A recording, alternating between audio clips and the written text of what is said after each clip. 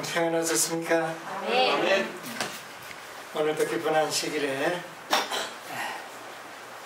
우리를 위하여 예비하신 은혜가 충만하시기 바랍니다. 아멘. 오늘은 히브리서 3장에 있는 말씀을 함께 보도록 하겠습니다.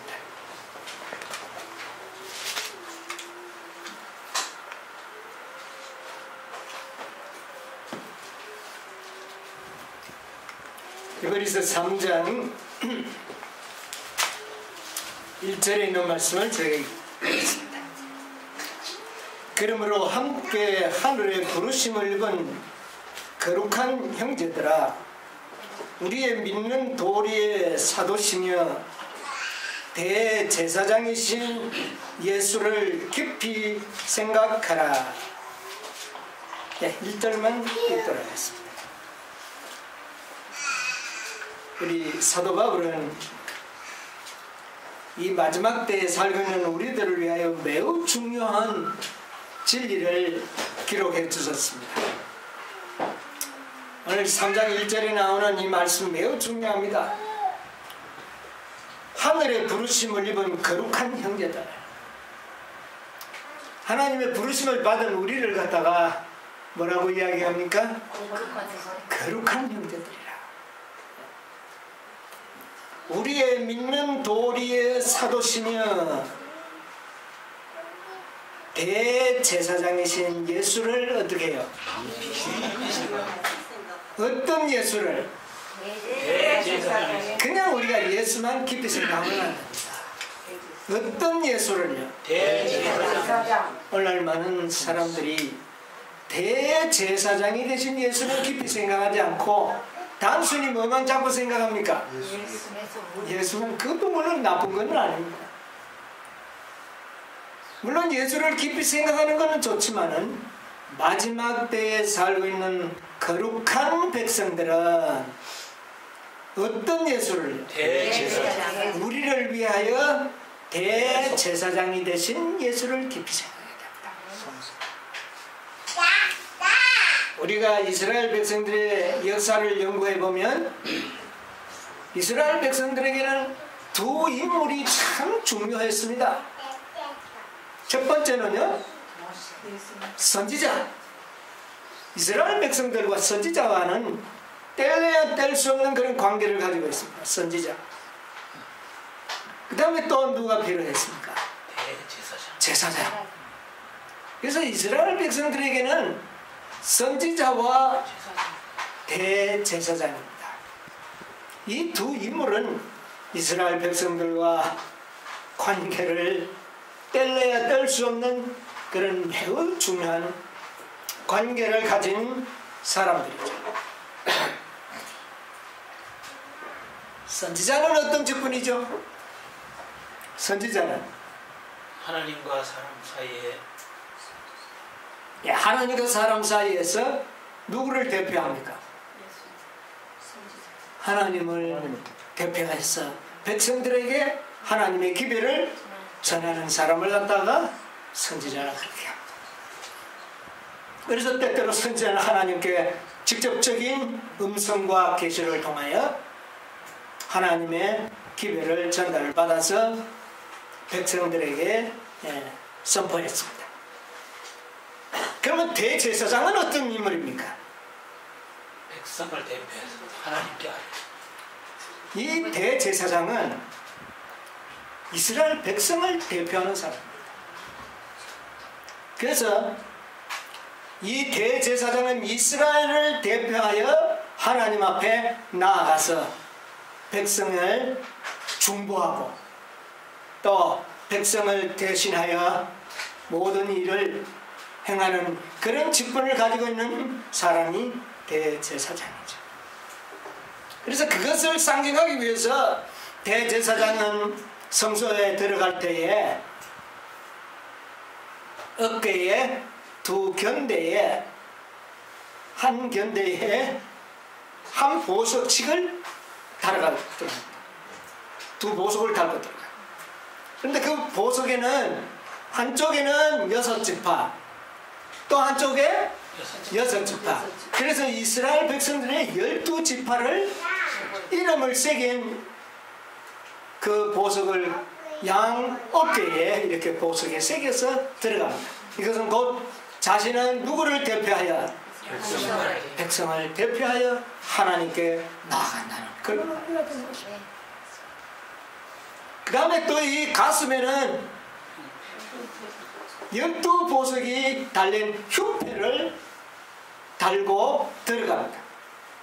그 12보석은 이스라엘의 12지파를, 그래서 이 대제사장은 항상 이스라엘 백성을 책임지고 이스라엘 백성들을 그 마음에 품고 사는 분이 누구냐 하면 대제사장입니다. 그래서 이 대제사장은 백성을 책임지는 사람이에요. 어깨는 뭐를 의미합니까? 짊어지고 갈 때 이 어깨가 들어가서 책임과 의무. 그래서 이 대제사장은 백성을 책임지고 백성을 대신하여 생활하시는 분이 대제사장. 그리고 그의 마음에는 항상 누가 들어있습니까? 이 가슴에는, 마음에는 이스라엘의 12지파. 이스라엘 백성들을 그 마음에 품고 그렇게 사는 분이 바로 대제사장입니다. 근데 바로 예수님이 어떤 분이 됐다고요? 대제사장. 예수님이 이 지상에 계실 때는 선지자의 직분으로 사셨다면 이제 하늘에 가서는 어떤 직분으로 사는 겁니까? 대제사장의 직분을 가지고 있습니다. 그래서 우리는 지금 하늘에서 우리를 대신하여 대제사장이신 예수를 어떻게 해요? 깊이 생각해야 합니다. 오늘 이 문제를 좀 생각을 해보려고. 우리가 잘 아는 문제들이에요. 그러나 이 아는 문제들이 우리의 신앙생활 속에서 살아서 우리의 생애에 큰 능력과 힘이 되고 생명이 되어야 하는 것입니다. 그거 하나의 지식으로 머리로 이해하는 그런 지식은 아무런 의미가 없습니다. 옛날 성소 제도에는 가장 필요한 두 존재가 있었습니다. 성소와 관련하여 필요한 두 존재. 첫째 존재는 뭡니까? 성소에 가장 필요한 존재가 뭡니까? 양. 양 없이면 성소가 존재할 이유가 없습니다. 제사장이나 백성들에게 가장 절실한 것은 뭐였습니까? 양. 그 다음에 뭐가 필요했습니까? 양이 필요했고, 그 다음에요 이스라엘 백성들에게 제사장. 양과 제사장은 이스라엘 백성들에게서 떼어놓을 수 없는 존재입니다. 여러분, 오늘 영적 이스라엘 백성은 이것을 깊이 상고할 필요가 있습니다. 오늘 영적 이스라엘 백성은 우리들에게 가장 필요한 존재는 첫째 뭡니까? 양. 우리에게 양이 없다면 우리는 희망이 있습니까? 우리에게 희망이 없어요. 양이 필요. 우리가 죄를 지을 때에 우리는 내 피를 대신하여 누구의 피를 흘려야 합니까? 양의 피를 흘려야 했죠. 그 바로 양이 바로 누구였습니까? 예수 그리스도. 누가 죽어야 할 죽음을, 나의 죽음을 그분이 대신 죽었다는 사실을 우리는 영원히 잊지 말아야 하는 것입니다. 그분이 바로 양이 되셨어요. 자, 우리 죄인들이 범죄했을 때 내 자신을 대신하여 죽을 양을 몰고 우리는 어디로 갑니까? 성소를 가야. 그 성소에 가면 누가 기다리고 있습니까? 제사장. 우리는 양 위에 손을 얹고 안수를 하면서 우리의 모든 죄를 고백하고 회개합니다. 그 다음에 그 양을 칼로 그의 생명을 취합니다. 양에게서 뭐가 나옵니까? 피가. 그 피가 우리를 어떻게 한 것입니까? 우리를 구원하시고 내 죄를 대신 속해주는 것입니다. 그래서 양은 우리의 대속을 위해서는 양이 필요합니다. 나를 대신해서 죄를 속하는 양, 대속 양. 그 다음부터 그 피가 양에게서 쏟아지면 제사장은 그 양의 피를 어떻게 합니까? 양푼이에요. 그 양의 피를 받고 그 피를 가지고 어디에 들어갑니까? 성소 안으로 들어가서 성소 앞, 지성소 앞에 쳐져 있는 그 휘장의 피를 뿌리고 죄인들은 양을 죽이고 난 다음에는 아주 가벼운 마음으로 집으로 어떻게 합니까? 돌아갑니다. 그 다음에 그 양을 가지고 피를 가지고 휘장에 뿌리고 그 다음에 그 휘장에 묻은 피를 없애고 하는 일은 누가 하는 일입니까? 제사장 양이에요. 우리가 걱정할 일이 아니라는 것입니다. 그래서 하나의 놀라운 구속의 경륜을 우리에게 이해시켜주고 하나님의 사랑을 우리에게 아주 구체화시켜서 나타내 보여주는 것이 바로 이 성소제도요 구속의 경륜인 것입니다. 자, 뿐만 아니라 양은 죽으면서 피를 쏟아주십니다. 우리를 대신해서 피를 흘리는 것이죠. 생명은 어디에 있느니라? 피에 있느니라. 곧 범죄한 영혼은 죽으리라 그랬기 때문에 곧 양이 피를 흘림으로 나의 죽음을 대신하는 것입니다. 그러나 양에게는 또 뭐가 남습니까? 고기가 있어요. 양은 고기가 있어요. 그 고기는 어떻게 합니까? 제사장들이 먹습니다. 제물로 바쳐진 거룩한 이 제물은 누가 다 먹느냐면 제사장들이 다 먹어요. 이건 뭘 의미하는 것입니까? 제물로. 그런데 한 가지 이제 조금 구별이 되는 것은 휘장에 가서 피를 뿌린 제물은 고기를 먹지 않습니다. 대개. 그러나 피를 뿌리지 않고 피를 제단에 쏟고 난 다음에 대신 그런 것은 반드시 그 제물을 대제사장이나 제사장들이 어떻게 합니까? 뿌리지 않는 제물은 다 제사장들이 먹어요. 자, 피를 뿌리는 행위와 먹는 행위는 다 무엇을 의미하는 것입니까? 모든 죄는 누가 책임진다는 말입니까? 대제사장이 책임진다는 의미입니다. 그 말은 곧 우리 모든 사람들의 죄는 다 누가 책임지겠다는 겁니까? 예수님이 책임지겠다는 것입니다. 그래서 양과 제사장은 참 이스라엘 백성들에게 매우 중요한, 양만 있어도 안 되고 또 뭐만 있어도 되는 게 아니고 제사장만 있어도 되는 것이야.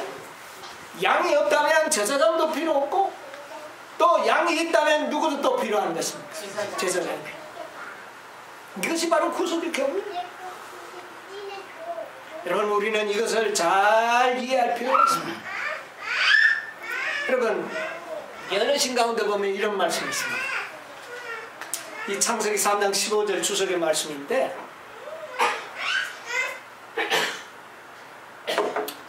(1901년 3월 12일자) 리브지에 기록된 말씀입니다. 한번 읽어드릴게요. 죄가 있자마자 곧 구세주가 있었다. 그리스도께서는 자신이 고통을 당해야 할 것을 아셨지만 인간을 대신하기로 하셨다. 아담이 죄를 범하자마자 하나님의 아들은 그가 갈바리 십자가 위에서 죽으실 때 가지셨던 동일한 능력으로 범죄자에게 선고된 운명을 막기 위하여 당신을 인류의 담보물로 제시하였다. 여러분, 아담 하와가 범죄했습니다. 먹는 날에는 정녕 뭐하리라? 죽으리라. 그런데 왜 안 죽었습니까? 왜 먹는 날에 성령 죽어야 하는데 왜 죽지 않았어요? 담보물이 있었다는 거예요.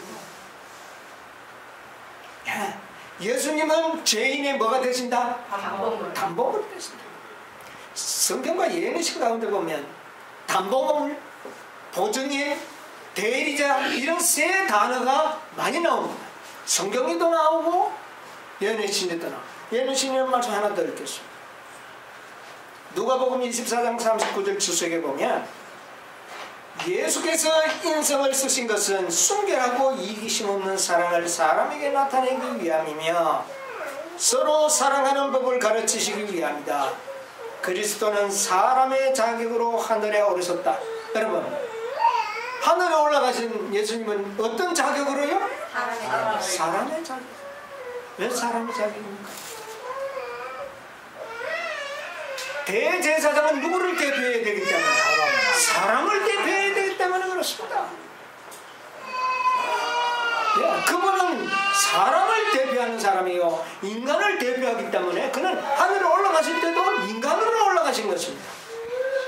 그래서 대제사장의 자격은 반드시 어떤 자라 해야 됩니까? 이스라엘의 백성 중 한 사람이에요.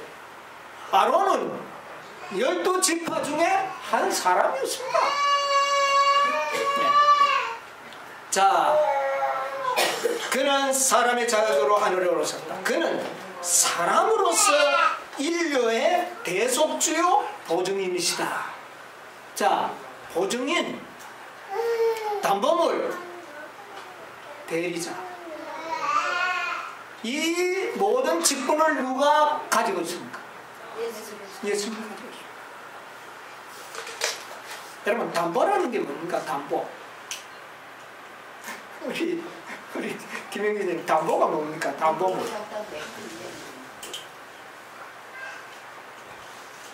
여러분, 은혜 대출을 받으려면은 뭐를 줘야 됩니까? 담보물. 아파트를 담보물로 제시하면 거기에 한도 내에서, 그러니까 담보는 뭐냐면은 채무 불이행을 대비하여 미리 그 가격과 그 가치가 있는 물건을 뭐 하는 겁니까? 확보해 놓는 거죠. 예수님은 뭐라고요? 인류의 담보물. 뭐가 지불되지 않으면, 채무가 지불되지 않으면 뭐를 잡겠다는 겁니까? 담보물을 잡겠다는 겁니다. 여러분, 이 담보물을 제시하는 것은 위험합니까? 안 합니까? 아주 위험하죠. 예수님은 우리의 뭐가 됐었다는 것이에요? 담보물이 됐었습니다. 채무가 이행되지 않으면 예수님이 어떻게 됩니까? 우리가 빚을 못 갚고 그 빚이 청산되지 않으면 뭐가요?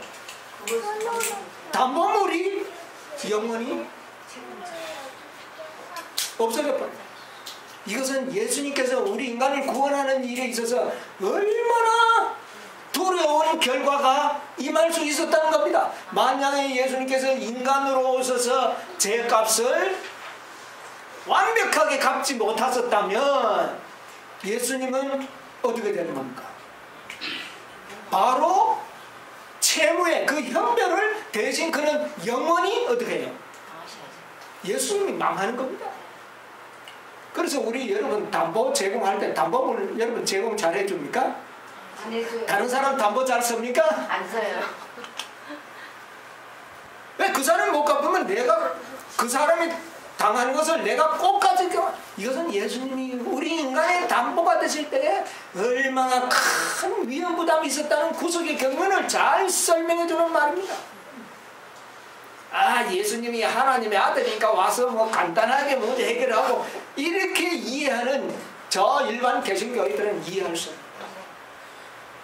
예수님은 자신의 영원한 직분을 상실할 위험을 감수하면서 이 땅에 오셔서 우리의 뭐가 됐었다고요? 바로 이 대제사장은 우리의 담보자입니다. 예수님은 우리의 대제사장이 되겠다는 말은 우리 인류의 뭐가 되겠다는 말입니까? 담보. 여러분, 대제사장은 백성의 대표자. 보증인도 마찬가지입니다. 비슷한 이야기입니다. 그러나 담보는 미리 어떤 대가를 지불하는 것이고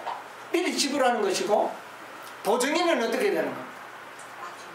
나중에 그 모든 책임을 져야 되죠. 대리자는 뭡니까? 대리자. 대신하여 그 사람을 대신하여 모든 일을 행해야 되는 것입니다. 여러분 여기에 구속의 경험이 다 들어있지 않습니까, 여러분? 예수님은 이 땅에 있어서 우리를 대신하여 모든 일을 어떻게 했습니까? 다 행하십니다. 십자가에서 외치신 다 이루었다는 말은 인간의 대표자로서 대리인으로서 모든 일을 다 어떻게 했다는 거예요? 한 번의 실수도 없이 온전한 생애를 사셔서 우리 인간의 대표자로서 대표자가 승리하면 백성들은 뭐 하는 겁니까? 승리하는 것입니다. 우리에게 뭐를 가져다 주는 것입니까? 승리자를 만들어주는 것입니다. 그래서 이스라엘 백성입니다. 누가 승리했기 때문에? 예수님이 승리했기 때문에. 그 다음에 보증인이 되는 겁니다. 보증인은 단번에 빚을 안 갚고 기간 동안 뭐만 하면 됩니까? 갚으면 보증인은 자유가 되죠. 자, 예수님은 우리를 온전케 하시는 보증인입니다. 여러분 이 보증인은 우리의 성화의 개념에 해당되는 것입니다. 우리가 성화되고 온전하게 되는 동안까지 예수님은 우리의 뭐가 되는 겁니까? 보증인입니다. 여러분 지금 누가 우리를 보증서고 있습니까? 예수님이 우리를 보증서고 있습니다. 누가 내 대신 모든 일을 다 이루어 놨습니까? 내 할 일을.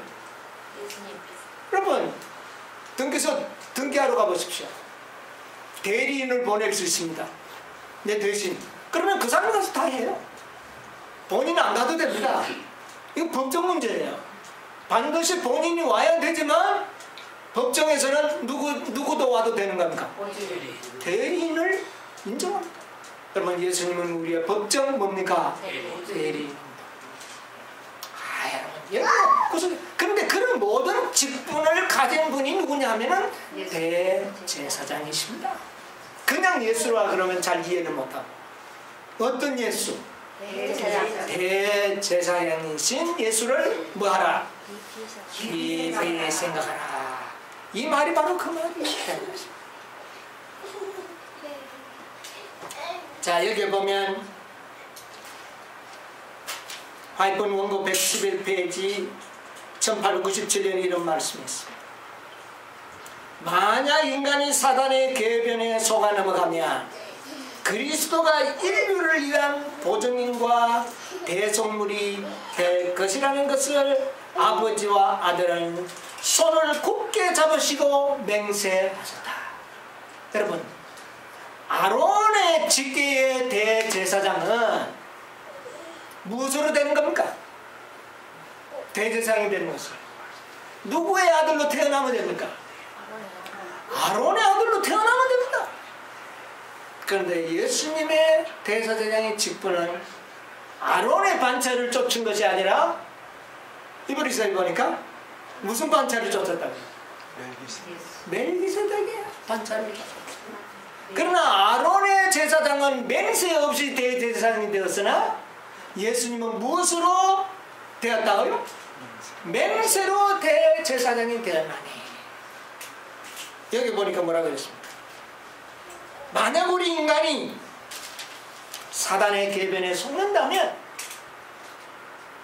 예수님께서 우리의 보증인과 대속물이 될 것을 아버지와 아들은 손을 잡고 굳게 어떻게 했다?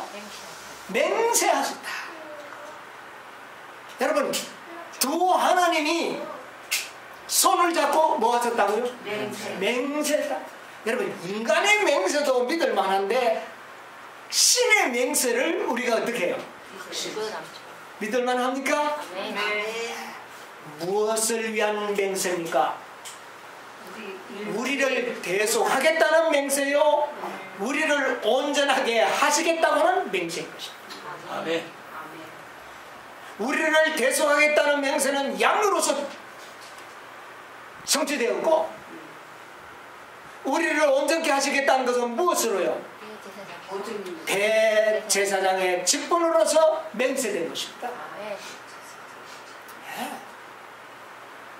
이 지상 성소가 아닌 하늘 성소에서, 그런데 원수들은, 현대 진리의 원수들은 오늘날 하늘에 뭐가 없다? 성소가 없으니 당연히 뭐도 필요 없어요. 제사장도 필요 없는 이런 논리로 지금 끌어가고 있습니다. 여러분, 하늘에서 우리를 위하여 중보하시는 대제사장이 계심을 인하여 감사하시기 바랍니다. 이 진리와 이 구속의 섭리를 깨달아야지만이 우리가 바로 대제사장의 중보를 받고 흠도 없고 점도 없는 그런 백성으로 태어날 수가 있는 것입니다. 이 진리를 무시하는 자들에게 대제사장은 결코 중보할 수가 없는 것입니다. 그래서 우리를 위하여 대신 대제사장이신 예수를 어떻게 해요? 깊이 생각하라는 것입니다. 이것을 우리가 깊이 생각하면 우리가 온전하게 되는 일은 이것은 틀림없는 사실이구나 하는 믿음을 우리가 가질 수가 있는 것입니다. 누가 하실 일입니까? 그분이 담보하셨고, 그분이 보증하셨고, 그분이 우리를 대신 다 행하시고, 믿는 자들에게 이것을 무엇으로 주시겠다? 선물로 주시겠다 하는 이 놀라운 약속이 이 속에 들어있는 것입니다. 이것이 얼마나 정확하고, 여러분, 우리가 얼마나 변화되었는지를 증명하기 위해서 뭐가 필요합니까? 조사 심판이 필요한 것입니다. 여러분, 우리가 아무리 변화되어도 사단이 참소한다면은 우리의 마음을 아는 사람은 누구밖에 없습니까?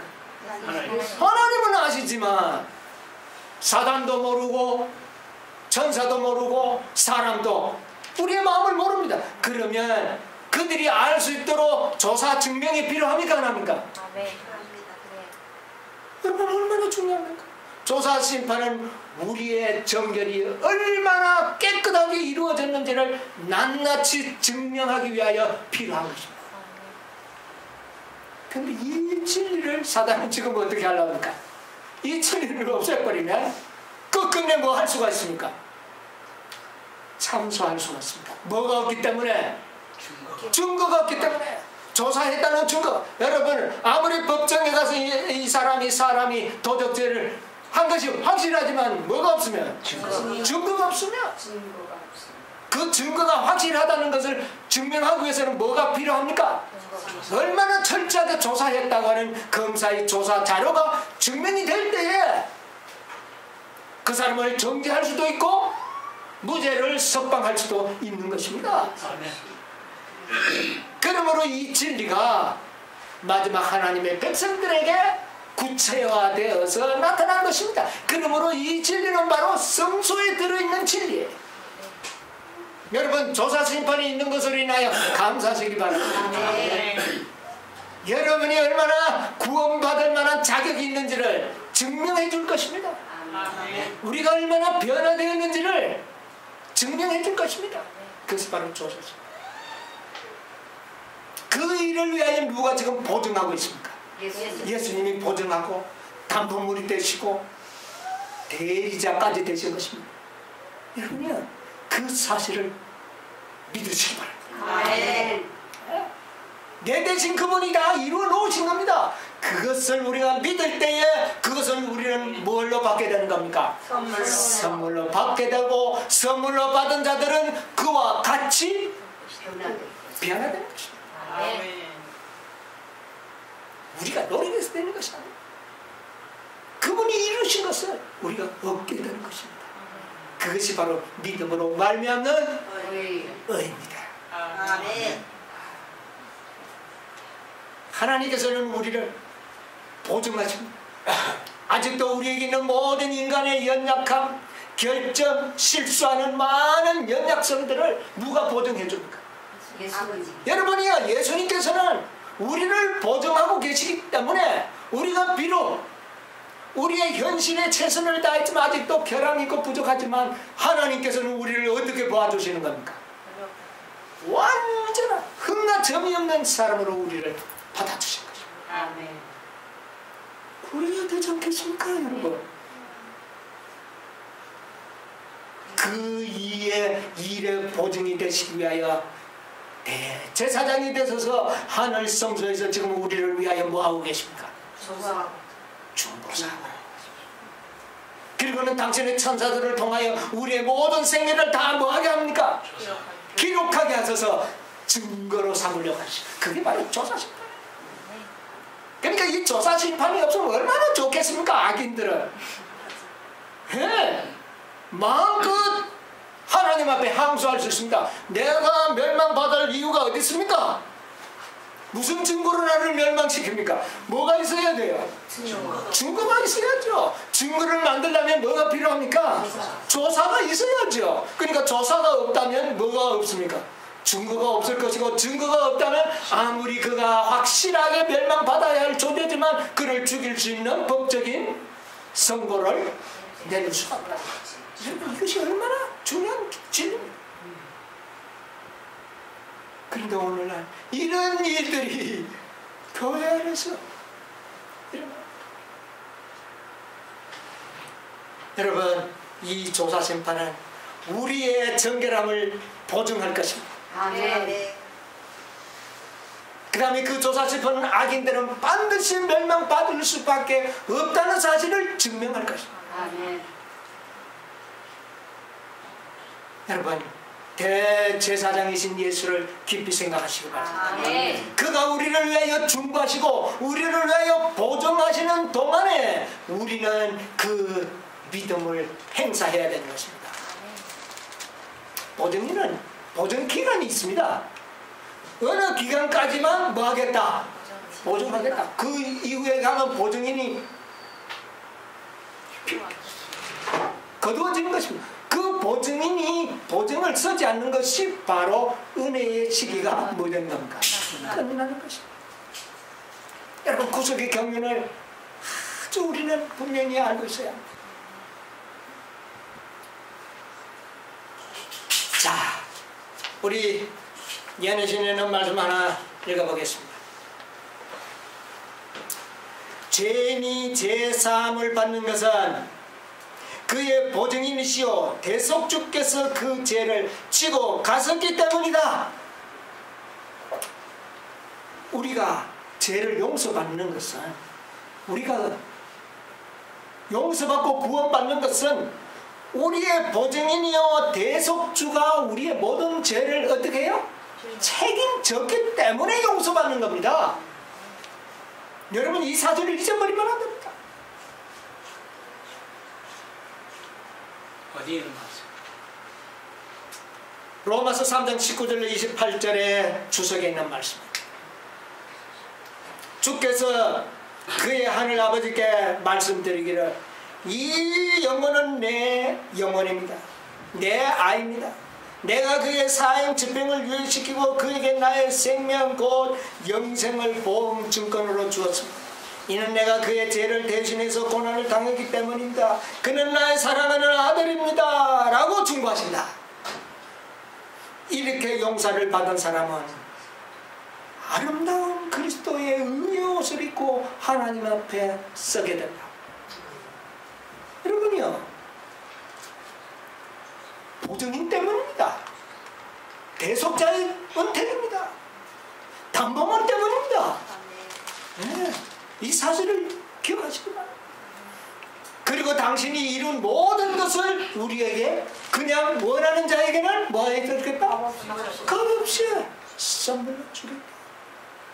그것을 우리는 믿음으로 받아들이는 것입니다. 그때 우리는 아름다운 옷을 입고 하나님 앞에 어떤 사람으로? 흠과 점이 없는 사람으로 서게 된다. 아멘.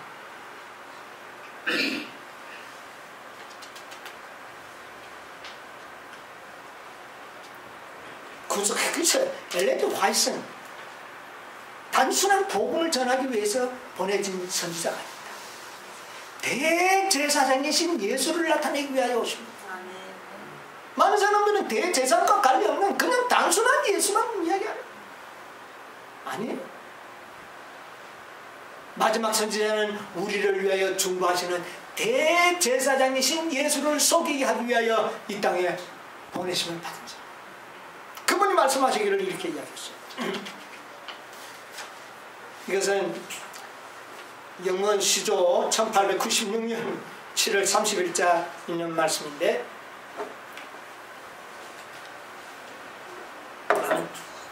들어보시기 바랍니다. 예수는 하늘에 사령관이 있었고 아버지 하나님과 동등하신 분이 있었으나 그는 몸을 낮추사 그의 왕관을 벗으시고 그의 왕복을 벗으셨으며 그의 신성에다 인성의 옷을 입으셨다. 그리스도의 성육신은 신비다. 그는 사람의 아들들과는 다른 놀라운 외모를 지닌 분으로 이 땅에 오실 수도 있었다. 그의 얼굴에 영광으로 빛이 나게 하실 수도 있었으며 보는 자들의 매력을 끌 수 있는 그런 모습으로 오실 수도 있었다. 그러나 이렇게 하는 것은 하늘 궁정에서 세우신 계획에 따르는 것이 아니다. 이 계획이 뭡니까? 구속의 계획이죠. 예수님이 우리보다 탁월한 어떤 존재로 오는 것이 허락되지 않았다는 겁니다. 똑같은 인간으로 오게 되어 있어요. 뭐가 되시기 위해서? 대제사장. 대제사장은 백성들의 모본이요 대표자인 것입니다. 바로 예수님이 인성을 쓰신 가장 큰 이유는 우리의 대표자가 되시기 위하여 그렇습니다. 우리를 대신하여 모든 일을 이루셔서 그것을 우리에게 주시기 위하여. 여러분, 이건 놀라운 거예요. 그러므로 우리는 대제사장이신 예수를 어떻게 해요? 깊이 생각해야 합니다. 그냥 예수가 아닙니다. 대제사장이신. 예. 인성을 가지신 목적이 그것 때문입니다. 우리의 뭐가 되기 위해서? 대표자. 대표자는 나와 똑같아야 됩니까? 안 됩니까? 똑같아야 되는 것입니다. 그래야 대표가 되는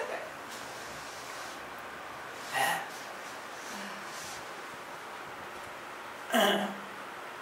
하나님의 아들은 모든 면에 있어서 다른 인간들이 지닌 것과 똑같은 면모를 지니도록 되어 있었다.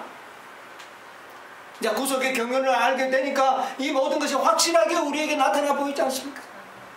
뭐 예수님의 인생이 어떻고 설명이 필요하지 않습니다. 구속의 섭리를 알게 되면 분명하게 우리에게 나타납니다.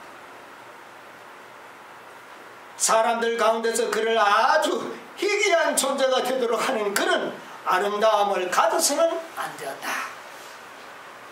여러분, 우리와 다른 존재가 되면 안 됩니다. 자신에게 주의를 끌게 하는 어떠한 매력을 지닐 필요가 없었다. 오히려 마른 땅에서 나온 뭐 같아서? 연한 줄기와 같아서 흠모할 것이 아니다. 왜요? 우리의 뭐가 되시기 위하여? 대제사장이다. 그는 하늘과 땅 앞에 인간 가족의 대표자로 오셨다. 대표자는 모범자라는 말입니다. 그렇죠? 이 교회를 대표한다. 그러면 이 교회를 대표하는 사람이 이 교회의 가장 누구를 어떤 사람이 돼야 돼? 모범이 돼야 되지 않습니까? 예수님은 우리의 모범이 되시기 위하여, 대표자가 되시기 위하여 우리와 똑같은 인성으로 이 땅에 오셨다. 그가 우리와 한결같이 되심이 마땅하도다. 네. 이제 그 말의 의미가 분명하게 드러나지 않습니까? 대리자가 되기 위해서, 보증인이 되기 위해서.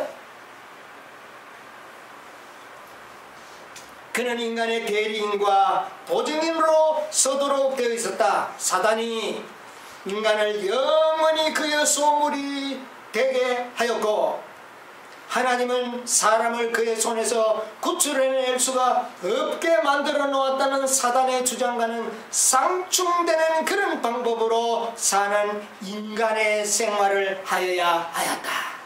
대표자가 되기 위해서는 우리 인간과 똑같은 분으로 오셔서 사단이 참소할 수 없는 완벽한 승리의 삶을 어떻게 해요?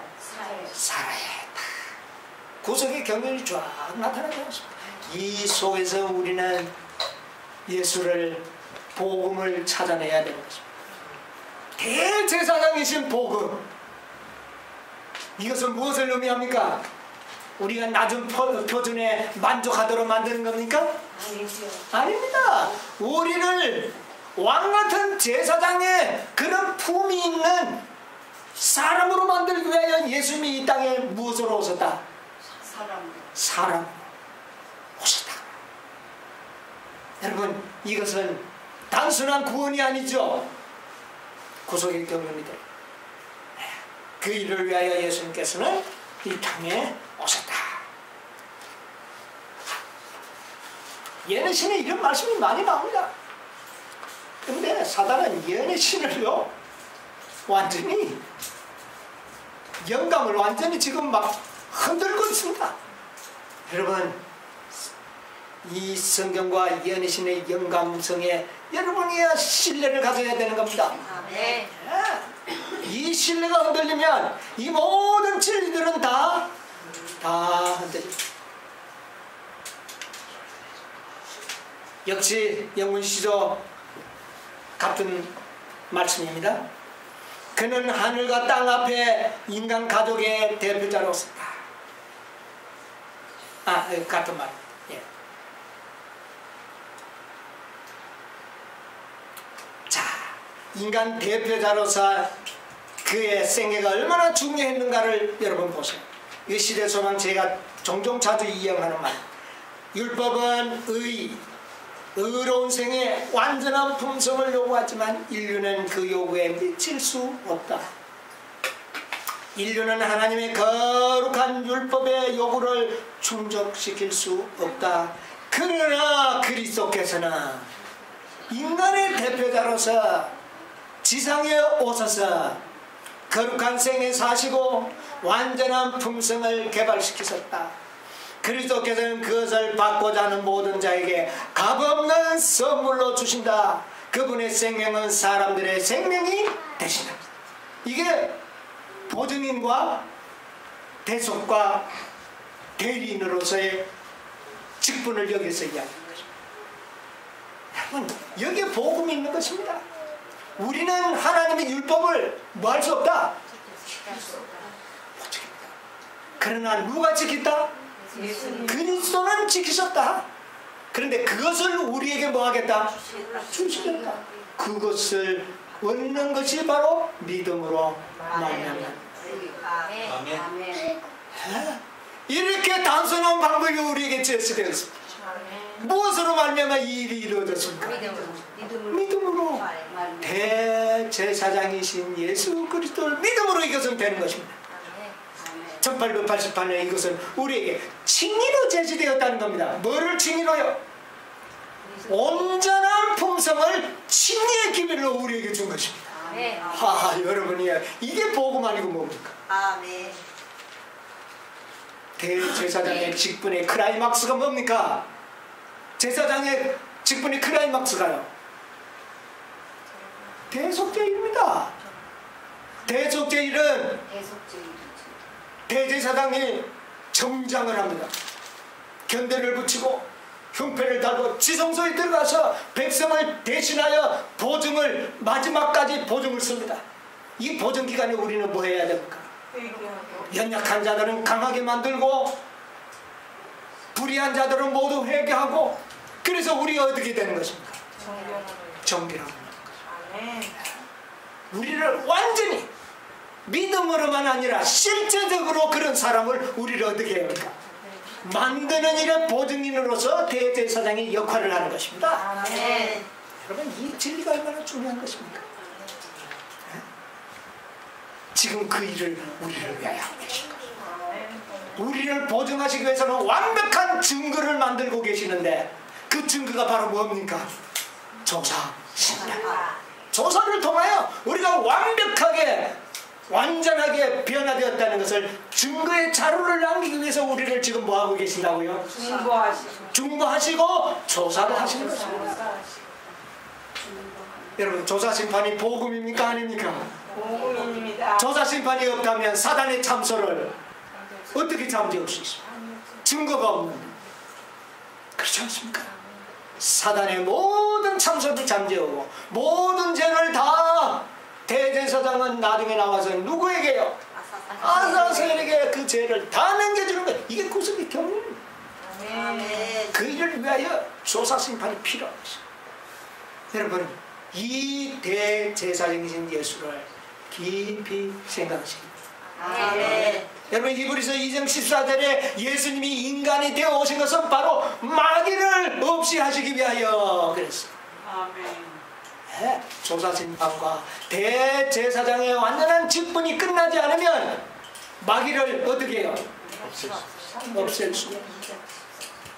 이 일을 하기 위해서 지금 하늘에서 중보하고 계십니다. 여러분, 이 중보의 은택을 누리시게 되기를 바랍니다. 우리를 위하여 대제사장이 되신 예수를 오늘도 깊이 생각하면서 우리의 생애에 큰 힘과 능력을 얻는 저 여러분의 생애가 되시기를 간절히 바랍니다. 아멘.